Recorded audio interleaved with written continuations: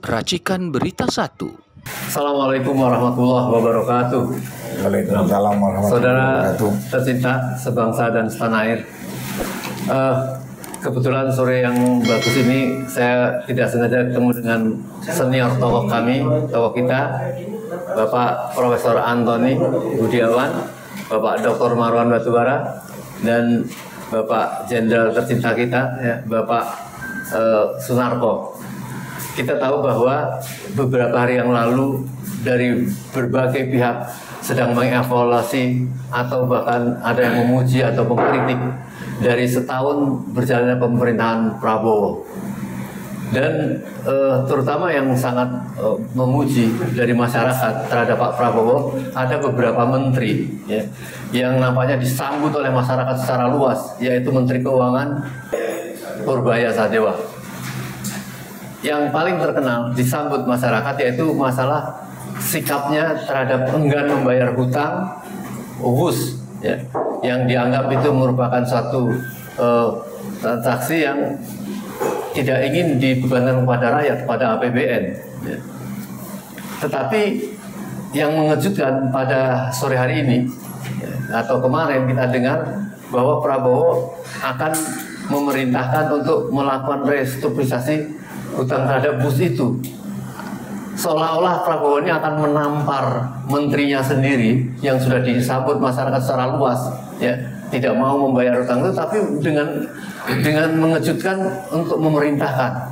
Ada apa ini gerangannya? Ini yang kami ingin gali dari tiga tokoh yang hadir pada siang hari ini, menganalisa ada apa seperti ini. Dan yang sudah banyak menulis terhadap persoalan hutang dan kebijakan awal tentang itu, yang sudah kita banyak baca dari adalah Bapak Profesor Antoni Budiawan. Mungkin saya minta mulai dari Pak Prof Antoni dulu masalah duduk persoalan kereta bus ini. Ya, silakan. Terima kasih Om Lim. Selamat siang Pak Narko, Pak Marwan. Ini bus ini udah dari awal sudah kita suarakan bahwa ini proyek yang akan bermasalah, proyek yang tidak layak untuk dijadikan proyek, apalagi setelah itu ditunjuk sebagai proyek strategis nasional. Tidak ada strategisnya dan sebagainya, tetapi ini pemaksaan oleh Presiden ketika itu, Jokowi. Ya, kalau kita lihat kemungkinan besar ini proyek ini ada markup, ada korupsi dan sebagainya. Nah, sekarang permasalahan keuangan sudah mencuat. Bagaimana cara mengatasi ini? Apakah restrukturisasi akan bisa membawa proyek ini menjadi lancar lagi apa tidak? Pertama adalah kita lihat proyek ini memang tahun pertama dan tahun kedua ini masih rugi. Kalau ini rugi terus, siapa yang mau menanggung? Nah, kerugian yang paling besar adalah komponen bunga pinjaman. Bunga pinjaman proyek ini 2 triliun. Kalau kita bandingkan dengan proyek, kalau kita pada saat itu memenangkan dengan proyek Jepang, maka bunganya cuma 75 miliar. Bayangkan 75 miliar dengan 2 triliun. Nah, ini yang memberatkan. Nah, sekarang apa yang dimaksud dengan restrukturisasi? Saya dengar, saya membaca, dan salah satu adalah yang dikatakan oleh Luhut Binsar Panjaitan, kita sudah restrukturisasi dari 40 tahun ke 60 tahun. Ini siapa yang membisiki Luhut sampai seperti begitu? Karena ini adalah bukan solusi, ini adalah mereka yang tidak mengerti mengenai keuangan. Dan terindikasi kalau ini adalah solusinya, maka ini jelas adalah yang membisiki itu sangat bodoh sekali. Begini, kita ini belum bayar cicilan. Cicilan itu bayar baru 10 tahun setelah operasional. Nah, setelah kita bayar cicilan, kalau belum bayar cicilan dari 40 tahun ke 60 tahun, enggak mempengaruhi masalah kita punya proyek saat ini, yaitu pembayaran bunga. Nah, apa yang harus kita kerjakan restrukturisasi ini? Cuma satu hal, yaitu bagaimana mengurangi komponen bunga. Jadi bagaimana supaya tidak memberatkan. Dan kalau restrukturisasi kita ada membayar bunga dari APBN atau melalui Danantara, maka jelas bahwa saat ini ada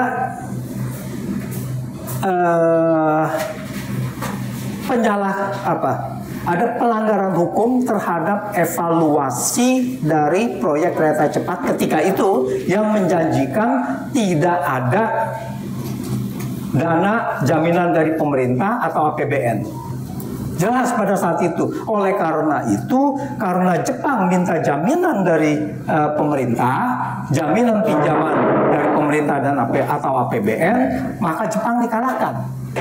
Nah, ini adalah ketentuan kriteria yang mengikat bahwa tidak boleh ada jaminan, tidak boleh ada pembayaran dari APBN atau dari pemerintah.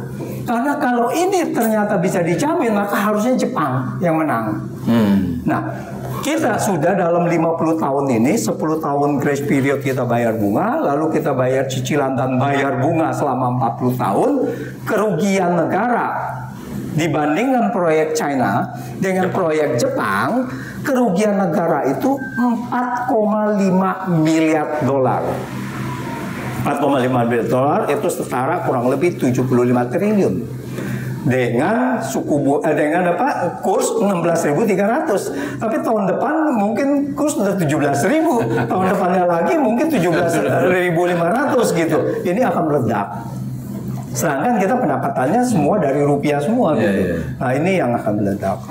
Nah, kalau ini dijamin dan kalau ini dibayarkan oleh pemerintah, maka tim seleksi yang memenangkan proyek ini dapat dipastikan telah melakukan kecurangan dan bisa 90% lebih 99% atau berapapun secara pasti kalau penegakan hukumnya benar, tim seleksi ini akan masuk penjara karena menyalahi menggunakan itu tadi jaminan dari pemerintah yang diberhenti dari jaminan lalu menggunakan jaminan. Nah itu. Jadi bagaimana solusinya? Solusinya sebetulnya gampang. Ya, kita kasih masukan kepada pemerintahan Prabowo. Solusinya adalah karena ini B2B, karena ini business to business, maka semua kewajiban keuangan harus bisa dibayar oleh proyek, oleh KCIC. Tidak boleh ada keuangan negara. Dia harus dibayar itu. Bagaimana itu? Kalau dia tidak bisa membayar bunganya, tinggal tergantung bank apakah bisa menerima apa tidak. Saya belum bisa bayar bunga, saya tunda dulu sampai saya bisa bayar. Kalau bank China Development Bank bilang, oh tidak bisa, Anda harus bayar. Oke, saya tidak bisa. Bagaimana? Ya ambil alih aja itu bus. Ya kan tinggal diambil alih. Tuh. Bagaimana kalau tidak diambil alih? Nah, kita lihat klausulnya. Kalau dia tidak bisa bayar, bagaimana jaminan dari kereta api atau yang lain-lainnya? Apakah ada tanah yang disita kecuali dari barang ini? Kalau itu ada, maka mereka melanggar bahwa kolateral hak negara itu dijaminkan, misalnya itu melanggar. Kalau misalkan dia bilang oke, kalau nggak begini, saya umpamakan aja lah bahwa oke, nanti saya bayar dengan tanah seluas begini atau dengan apapun itu proyek-proyek yang di tempat lain, ini melanggar, ini tidak boleh. Maka ini harus dibayar dari situ. Jadi mau tidak mau mereka harus menerima pembayaran bunga ini dari sisa atau residual dari cash flow dari perusahaan. Kalau cash flow perusahaan bisa cuman nanti tahun depan mungkin jumlah penumpang sudah naik, ada tambah ada cash flow bertambah, yaitu misalkan tersisa 10 miliar buat bayar bunga. Oke, kita bayar 10 miliar. Terus ada berapa tahun depannya lagi menjadi 50 miliar. Kita bayar 50 miliar. Oke, tahun depannya lagi kita bayar lagi 60 miliar, misalnya ada lagi cash flow. Pendapatan dari kereta cepat ini sudah membaik, kita bayar lagi segitu. Tapi ada maksimumnya. Berapa maksimumnya? Saya mengusulkan sesuai dengan suku bunga yang ditawarkan Jepang, 0,1%. Artinya kalau dengan kurs 16.300, maka itu adalah 75 miliar.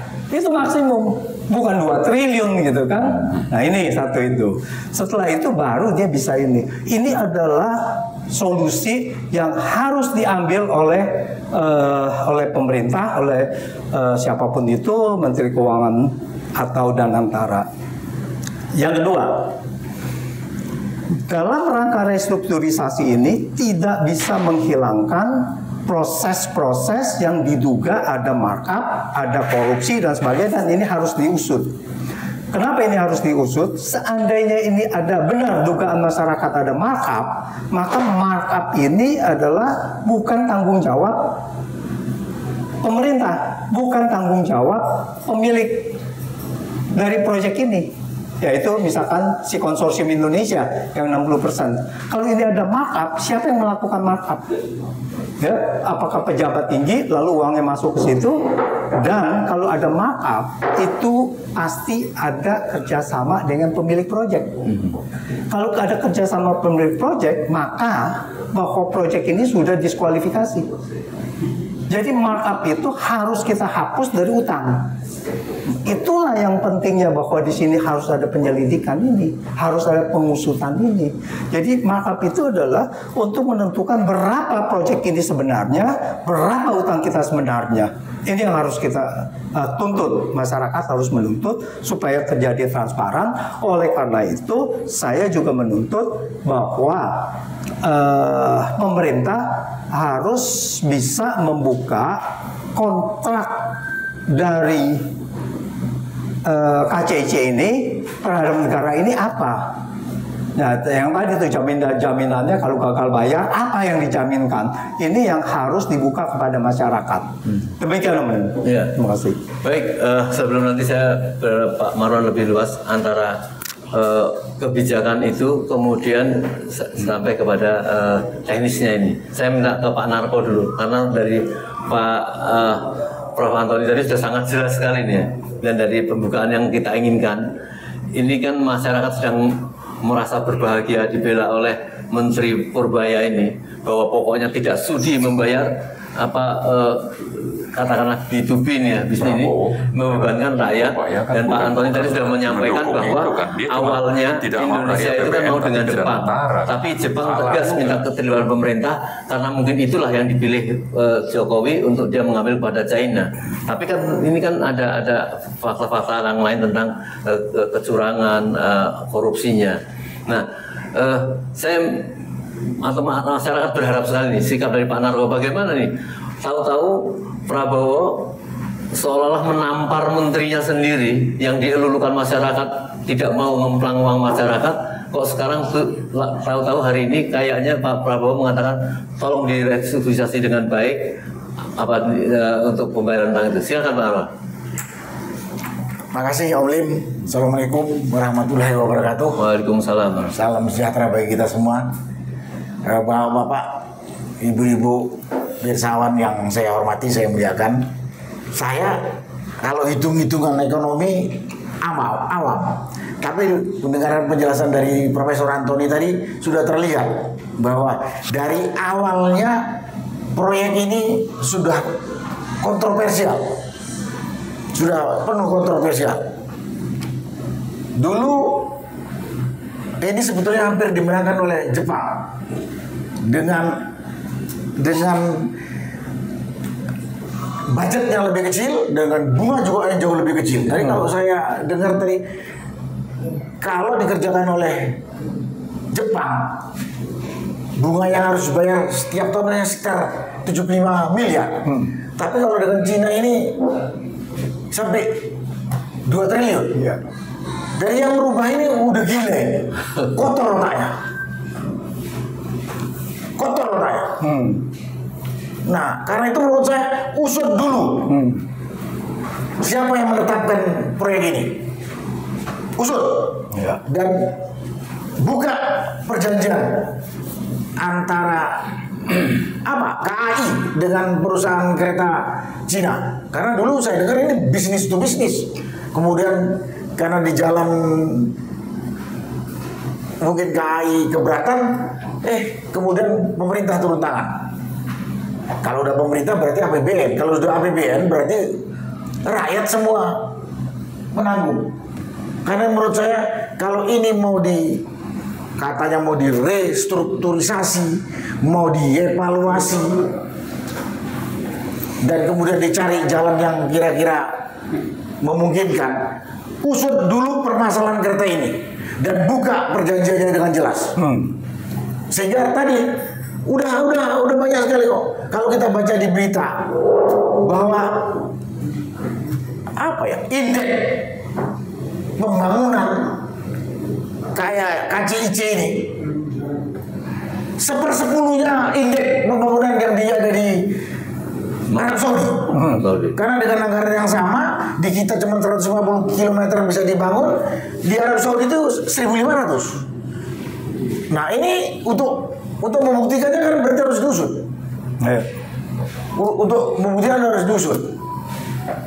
Baru ketahuan siapa yang memanipulasi, siapa bajingan pengkhianat rakyat ini yang ini. Baru kita bisa evaluasi dan kita ngambil solusi apa yang kita lakukan. Nah, kalau kemudian tadi yang dikatakan oleh Om Lim, Prabowo langsung akan melanjutkan ini. Saya pribadi dan saya yakin banyak juga yang peduli dengan proyek ini akan kecewa dan marah kepada pemerintah. Kecewa karena apa?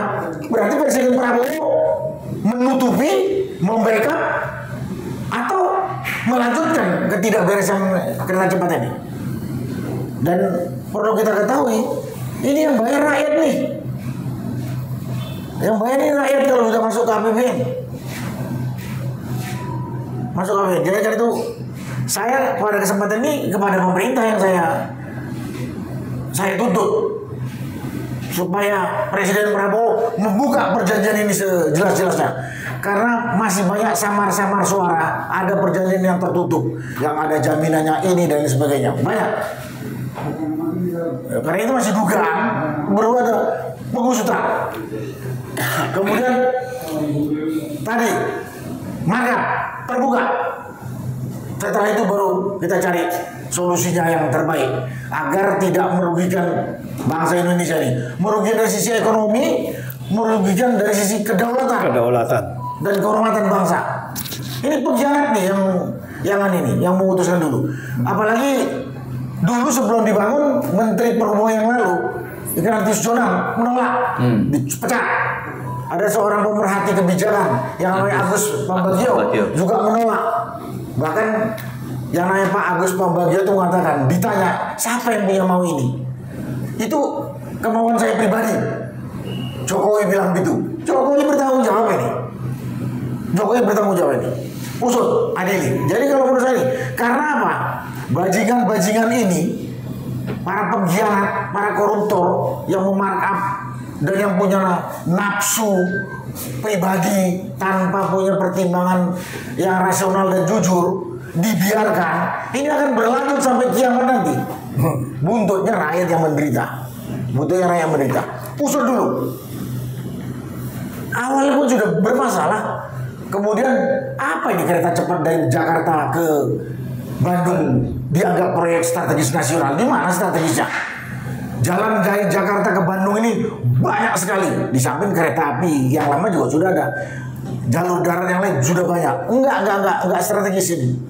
Ini hanya cuman gengsi saja.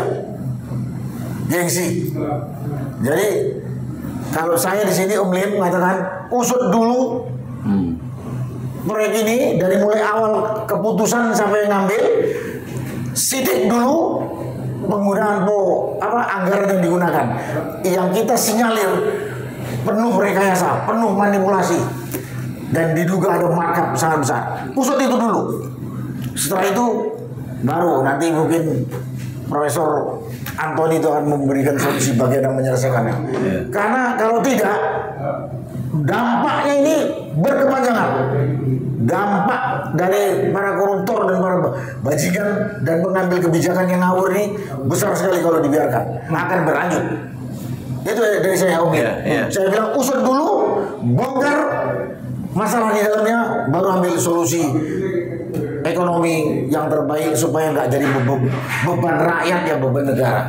Sekian. Baik, Pak Marwan, cukup lengkap dari kedua beliau.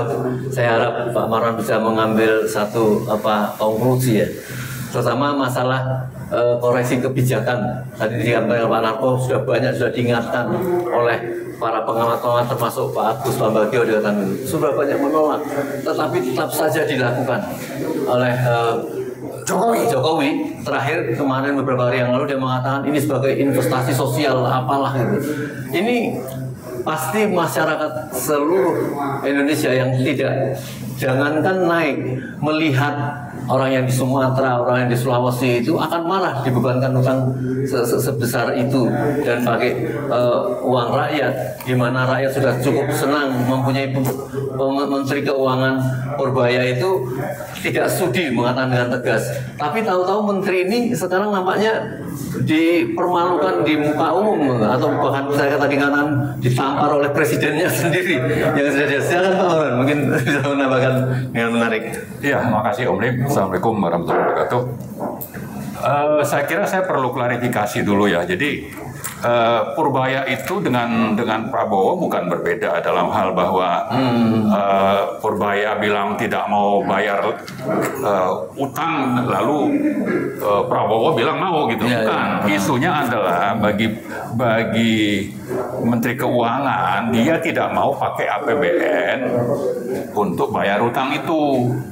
Dia usulkan supaya dibayar oleh Danantara gitu. Jadi, nah masalahnya sebetulnya bagi kita karena ini korupsi, mau pakai APBN, Danantara atau BUMN, misalnya kan ada suara dari salah satu direktur Danantara tuh, Doni Askaria itu menyatakan bisa juga lewat BUMN, KAI. Jadi bagi kita ini semuanya negara, APBN kah, Danantara kah, atau KAI kah, ini semuanya uang negara. Kita tidak mau satu pun dari lembaga ini dipakai untuk membayar utang itu. Kenapa? Karena ini utang najis. Kalau utang najis itu secara hukum internasional itu adalah hutang yang memang tidak perlu dibayar oleh negara yang melanjutkan kekuasaan dari pemerintah sebelumnya. Kenapa? Karena ini banyak korupsinya, merugikan rakyat, ada KKN yang sangat kental. Dan saya sudah sempat menyebutkan ini kalau bicara korupsi itu ada rujukan utamanya, ada kerugian negara, ada pelanggaran hukum. Kalau pelanggaran hukumnya misalnya melanggar undang-undang perkereta-apian, melanggar undang-undang monopoli, melanggar undang-undang APBN, karena belakangan APBN juga dipakai. Jadi dari sisi hukum soal pelanggaran hukumnya sudah sangat jelas. Tapi yang lebih fatal adalah bicara kerugian negaranya. Minimal kita bisa lihat ini sudah terbuka di publik di lapangan. Apa itu? Pertama, biaya per kilometer. Ini 52 juta dolar per kilometer. Sementara rata-rata mungkin antara 17 ke 30 juta per kilometer dolar ya. Nah, anggaplah itu 20 atau 25. Ini 2 kali lipat minimal gitu. Satu, yang kedua tadi Pak Antoni sudah sebutkan. Ini kerugian keuangan negaranya sampai 4,5 miliar dolar. Jadi dengan dua bukti ini sebetulnya dari sisi kerugian keuangan negara sudah sangat jelas. Jadi pelanggaran hukum dari sisi undang-undang itu ada sekian banyak, tapi dari sisi kerugian negara dalam hal uang itu juga sudah sangat jelas terbuka ke publik.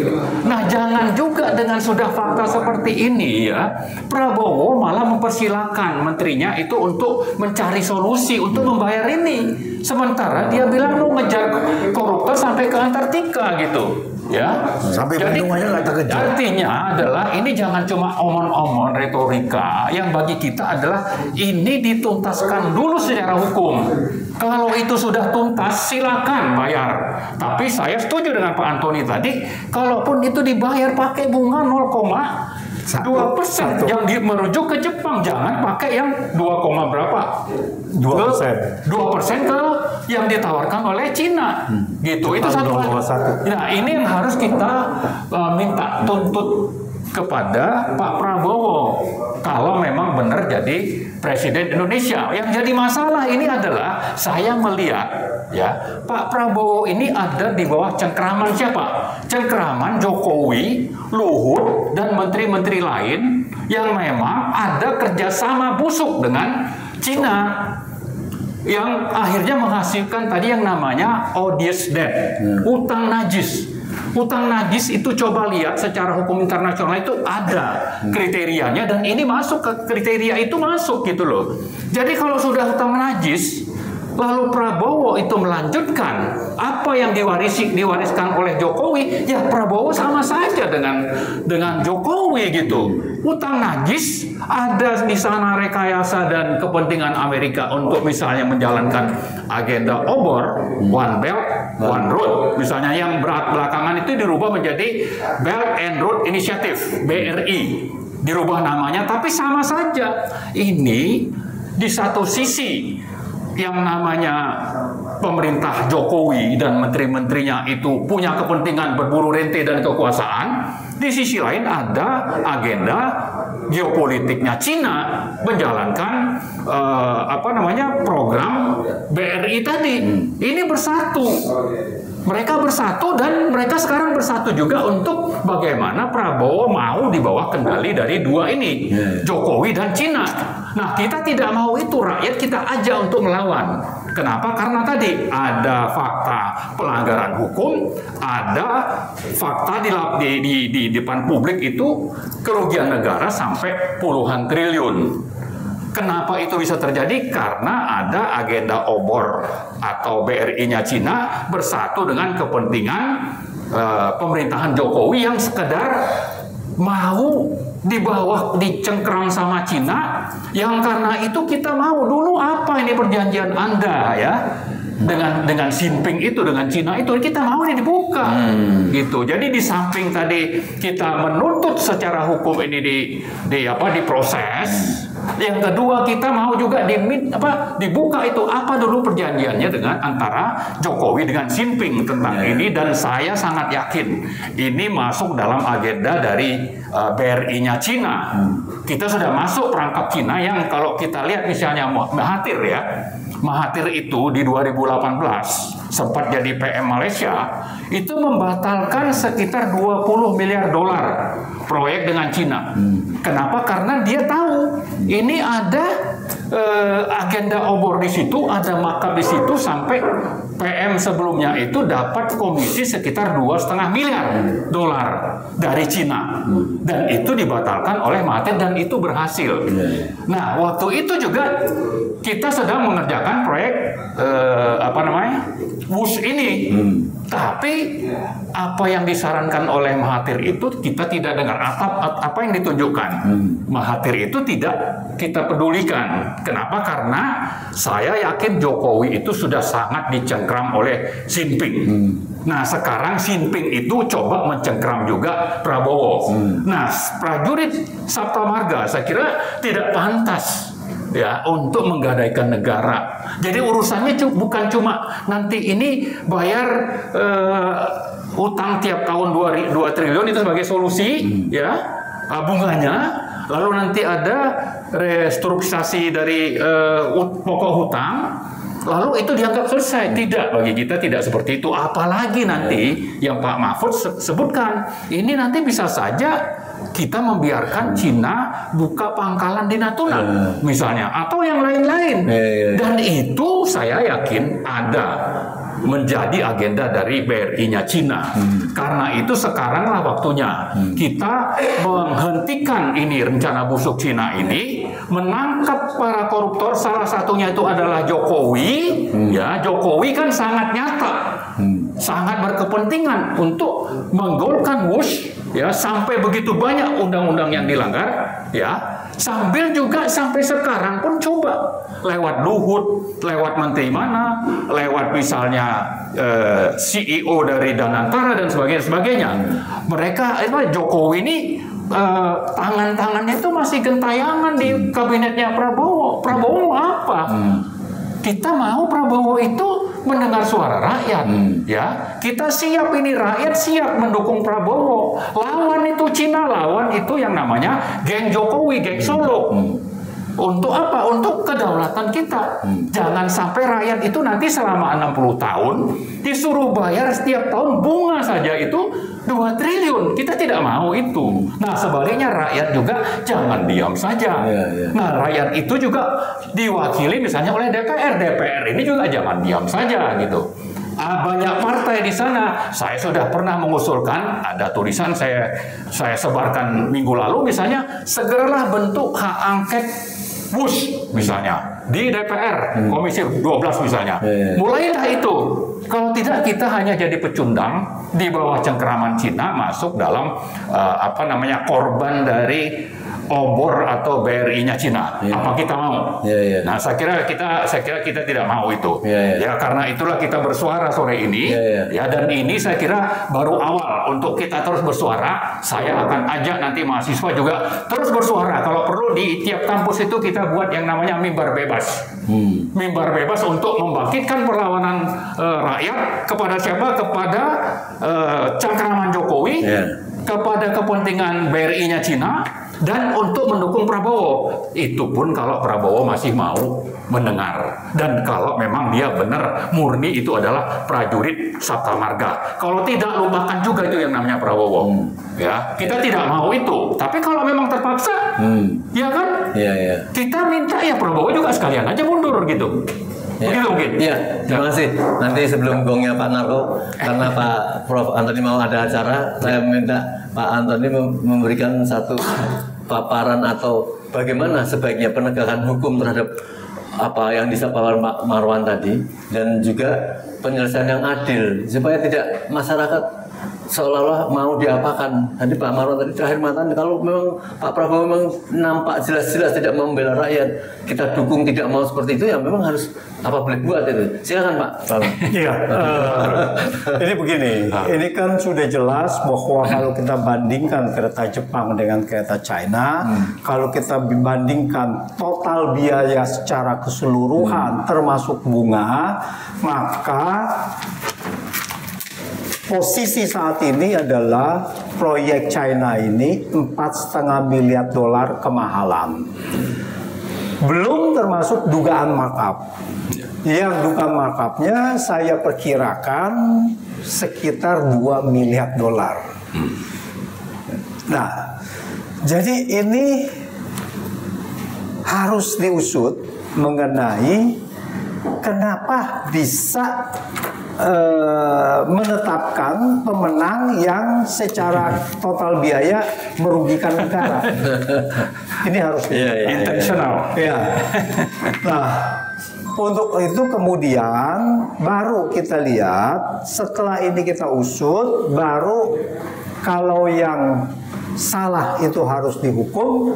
Selama ini belum ada, maka proyek ini menurut saya adalah menggantung, dan rakyat tidak mendukung tindakan apapun tanpa ada penegakan hukum ini. Nah, yang kedua adalah bahwa restrukturisasi, kalau memang penegakan hukumnya sudah dilakukan dan sudah ditindak, ya memang ini menjadi kewajiban dari negara. Tapi kita lihat, kalau ini ada konspirasi dengan pemilik proyek, maka kita harus minta pertanggungjawaban dari pemilik proyek.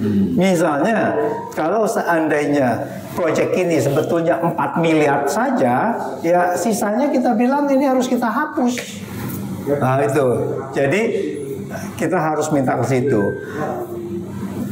Oleh karena itu, restrukturisasi tanpa ada pengusutan dan siapa yang terlibat di dalam merugikan keuangan negara ini, restrukturisasi ini tidak menyeluruh dan tidak akan selesai dan akan menyisakan permasalahan-permasalahan dan khususnya terhadap rakyat yang merasa itu dirugikan Dan harus ditolak.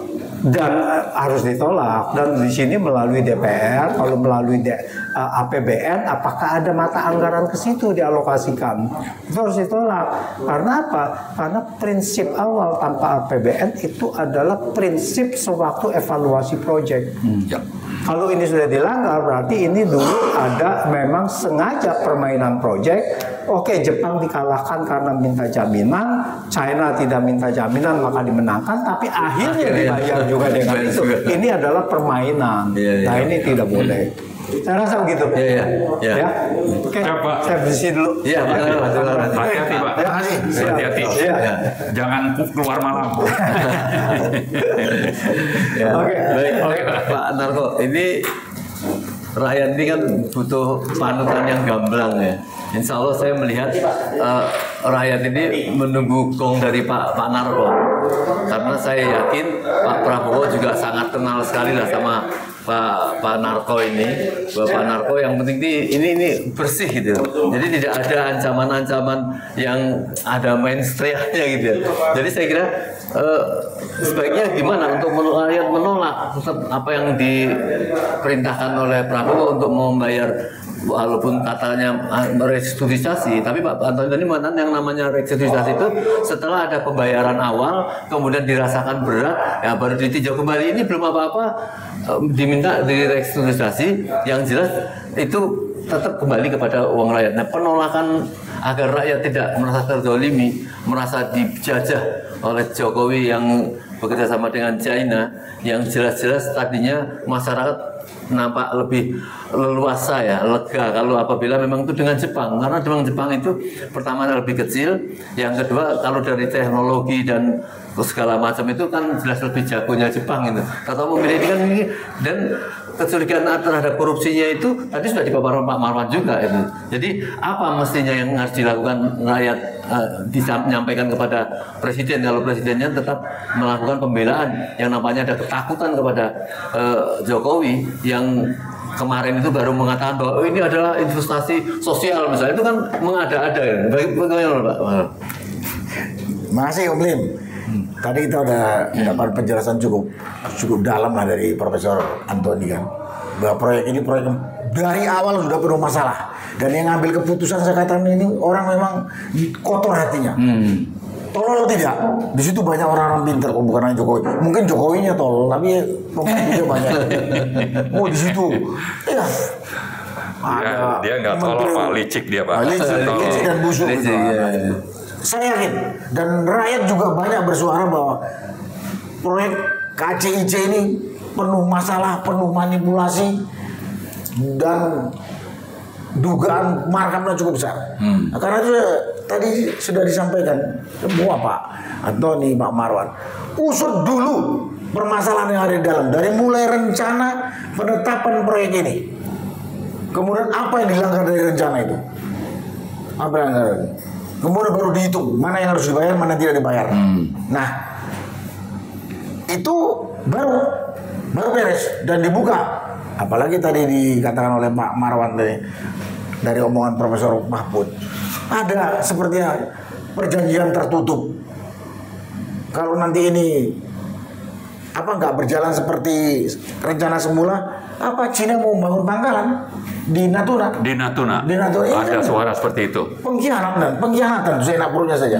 Ya, kan itu. Nah, itulah kondisi yang saya katakan, usut dulu dari mulai awal. dengan penyidikan yang tegas dan ambil tindakan hukum. Kalau ada yang perlu dihukum mati, hukum mati. Pengkhianatan kepada negara di semua negara di dunia ini, pengkhianat itu hukuman mati. Tapi kalau enggak, menjadi-jadi nih. Nah, tapi kemudian begini, saya kemarin baru ngomong, saya masih pesimis kalau pemerintahan Prabowo ini mampu memperbaiki dengan benar negara Republik Indonesia tercinta ini yang sudah dirusak oleh Jokowi sama 10 tahun. Kalau kembali lagi saya mensitir kalimatnya Jenderal Gatot. Jenderal Gatot itu pernah mengatakan dalam satu ceramah, kerusakan yang dibikin Jokowi dalam memerintah selama 10 tahun ini mungkin 100 tahun kita baru bisa memperbaikinya. Begitu parahnya kan.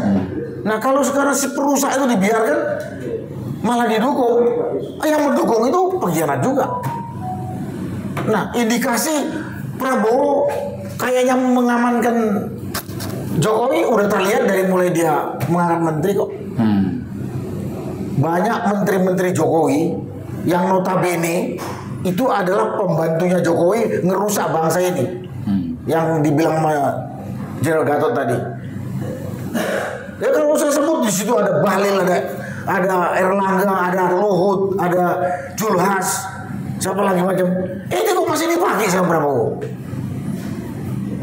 Jadi saya jadi pesimis, rakyat pun jadi pesimis bahwa Prabowo itu akan membongkar kebobrokan ini, proyek yang penuh masalah ini. Lah, pembantunya Prabowo masih menggunakan pembantunya si Jokowi yang dulu sama-sama dengan Jokowi ngerusak negara kita tercinta ini kok. Apa benar Pak? Nah, karena itulah kalau saya katakan sampai hari ini masih minim sekali harapan Prabowo itu mau mengusut. Padahal suara rakyat sudah menggaung di mana-mana. Adili Jokowi, makjulkan Gibran. Dua manusia ini perusak Indonesia dan melanggar hukum. Tapi kalau Prabowo masih maki orang-orang yang notabene orangnya Jokowi ini, apa mungkin berani? Nah karena itu pada kesempatan ini saya sebetulnya ngulang apa yang dikatakan Pak Marwan. Pada rakyat, kalau cinta pada negeri ini, mari kita bersuara mengingatkan Prabowo. Kalau memang masih bisa diingatkan. Kalau tidak ya kita suruh turun.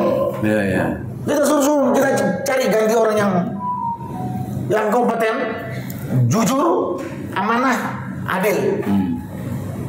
Kalau enggak, jangan. Sekarang ini kan cenderung apa yang menjadi predikatnya presiden ini Prabowo? Kebanyakan retorika atau ada yang mengatakan omong-omong doang. Karena sudah 1 tahun masih nggak berani ambil tindakan tegas. Masa belum tahu kerusakan yang ditinggalkan oleh Jokowi, yang dibuat oleh Jokowi?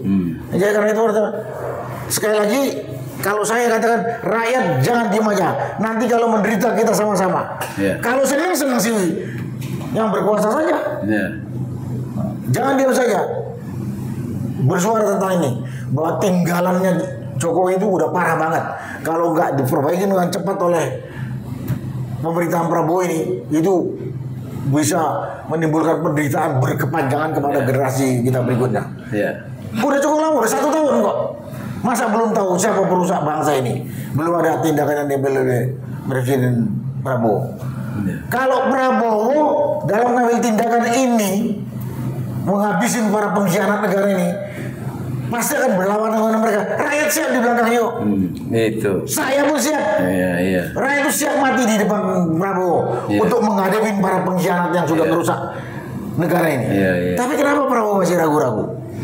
Ya kalau memang masih ragu-ragu, saya ngajak aja rakyat untuk ya sekalian kita yang turun tangan nyuruh ngeriain Prabowo supaya turun, ganti cari yang lain. Banyak rakyat Indonesia ada 300-an juta lebih kok, masa gak ada yang ya hampir 300 juta, masa gak ada yang baik ngomongin bangsa ini. Nah itulah yang saya sampaikan Om Lim. Terima kasih.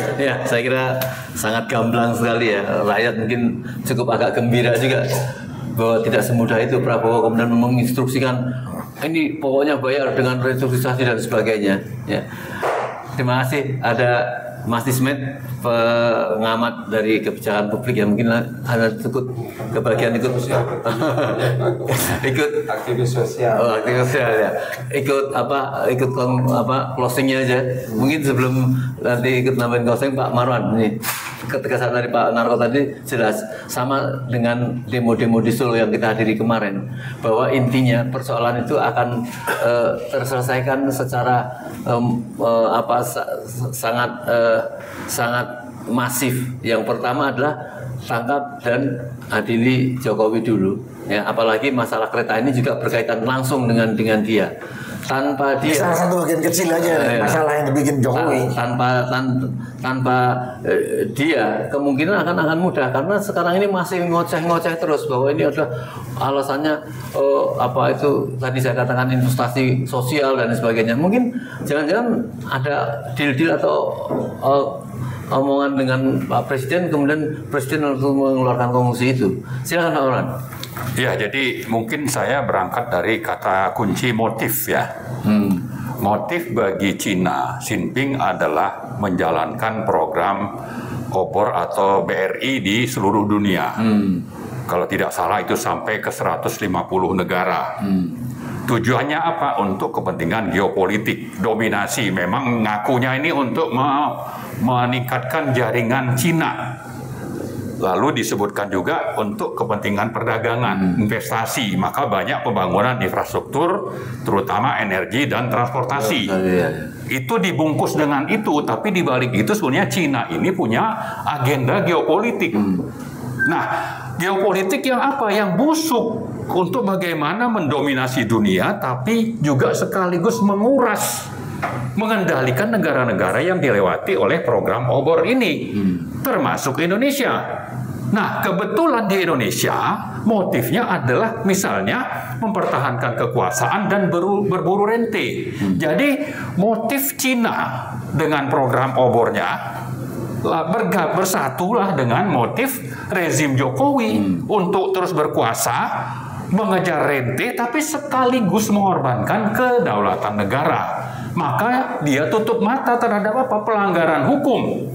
Tadi saya sudah sebutkan termasuk melanggar undang-undang APBN misalnya. Lalu di situ juga si penguasa yang di dalam negeri ini tidak peduli dengan misalnya kerugian negara yang tadi sudah disebutkan. Selisih harga dengan Jepang itu 4,5 miliar, markupnya 2 miliar. Berarti berapa? 6, sekian miliar.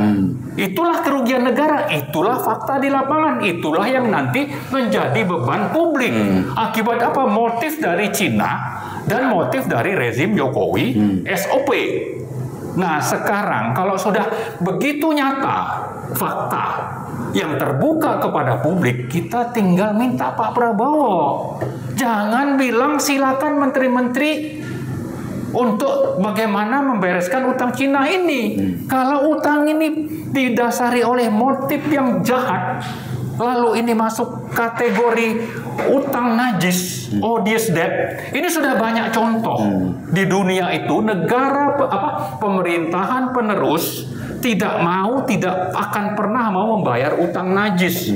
Sudah dicontohkan misalnya Perancis yang tadinya ada negara di Afrika dijajah oleh Italia. Karena Italia waktu itu berkuasa di negara itu, membuat utang-utang yang sebetulnya masuk kategori utang najis, maka Prancis tidak mau bayar. Dan ada banyak di contoh lain. Nah, sebaliknya kita juga membaca misalnya korban dari program obor atau BRI-nya Cina itu sekarang sudah banyak yang jadi korban. Apa itu? Misalnya di Sri Lanka, di Pakistan, di Uganda. Saya kira sudah Zimbabwe. Mungkin ada 10 negara. Bahkan Italia sendiri mengeluh masuk program obor. Gara-gara apa? Perangkap tadi geopolitik Cina. Nah, ini sekarang sedang kita alami. Ya, saya bilang ngapain juga Prabowo misalnya tahun depan itu menghabiskan hampir 250 triliun untuk program alutsista pertahanan negara. Kalau dia biarkan Cina menggerogoti kedaulatan kita lewat ini, program obor ini. Untuk apa? Kalau sampai dibiarkan ini program pembayaran hutang dan proyek us ini dibiarkan lolos tanpa ada proses hukum.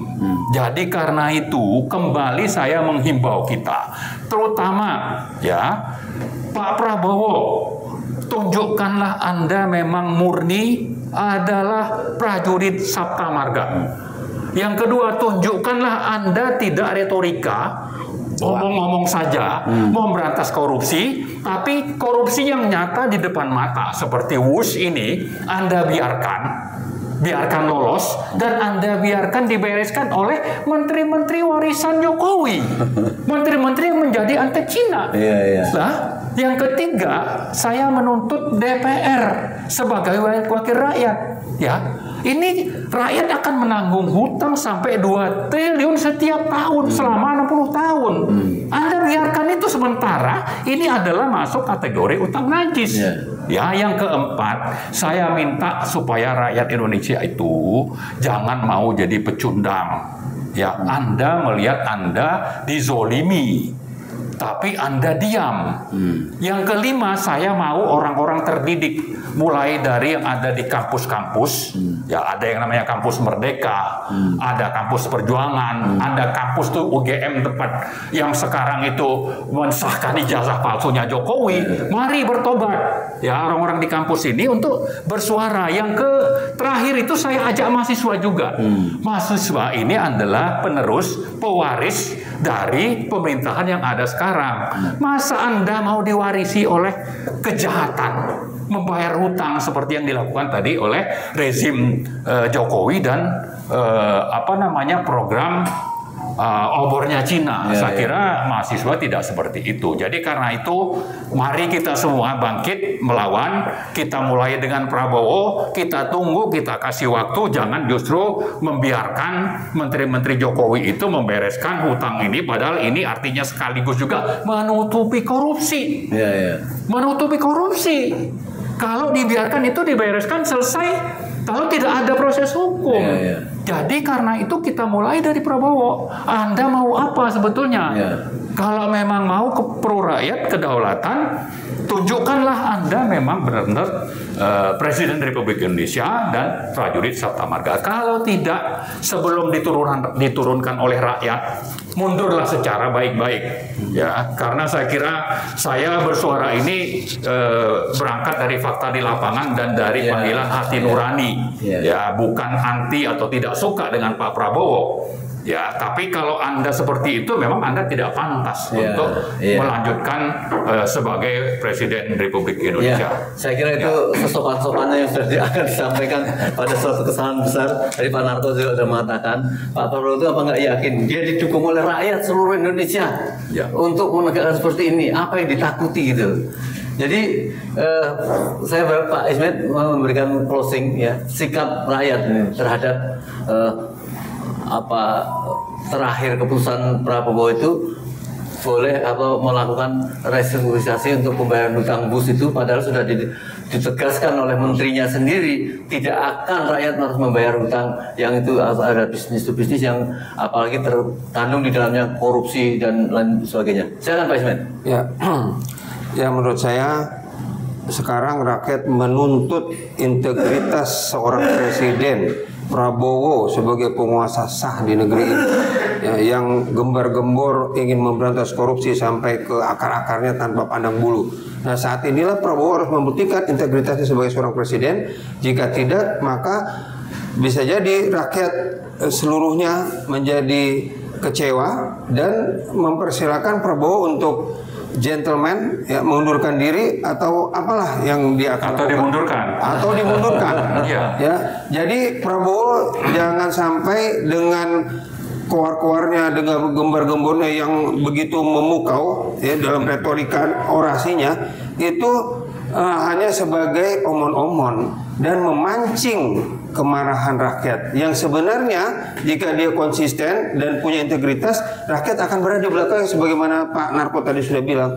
Sampai Pak Narko siap sebagai seorang jenderal untuk berada di belakang jika Prabowo benar-benar menegakkan hukum dan memberantas korupsi sampai ke antar dirinya gitu, nggak usah ke Antartika lagi. Ya. Dan Jokowi adalah sumber dari sumber masalah di Indonesia ini. Ini kasus SUS sebelum terbongkar dia berdua dengan Luhut ngomong kan bahwa dialah yang punya idenya, dia yang inisiatornya. Luhut bilang ini barang busuk, padahal dia dari awal katanya negosiasi dengan Cina. Gimana ini kan retorika bohong semua gitu. Dan ini bohong.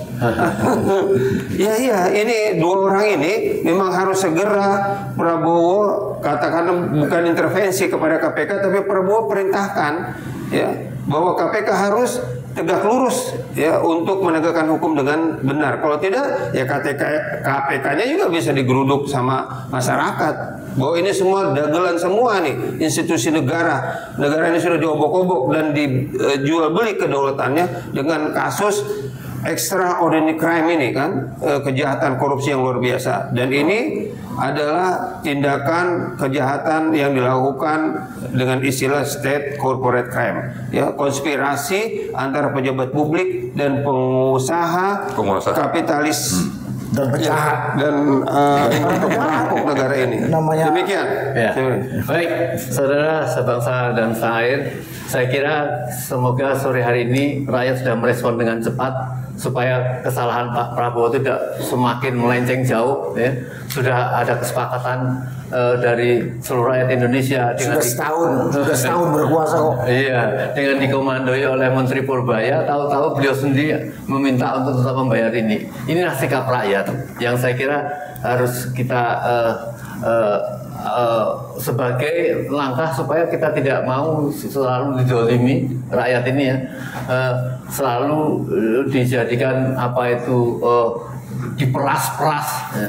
Dan marilah ya kita mencoba membantu dari evaluasi 1 tahun pemerintahan Prabowo, jangan sampai melakukan langkah-langkah kekeliruan, sebab apabila tidak ini sangat gawat sekali ya. Masyarakat sekarang sudah boleh dikatakan sudah sampai ke air, sudah sampai ke ubun-ubun. Tinggal kelap sekali nanti melalui mata, sudah nanti mata gelap ya.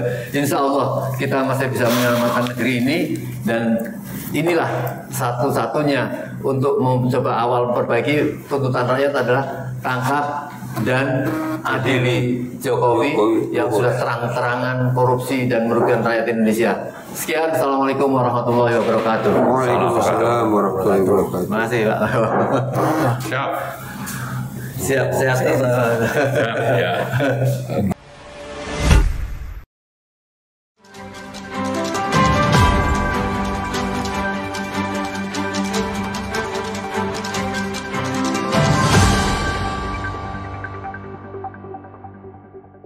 Racikan Berita 1.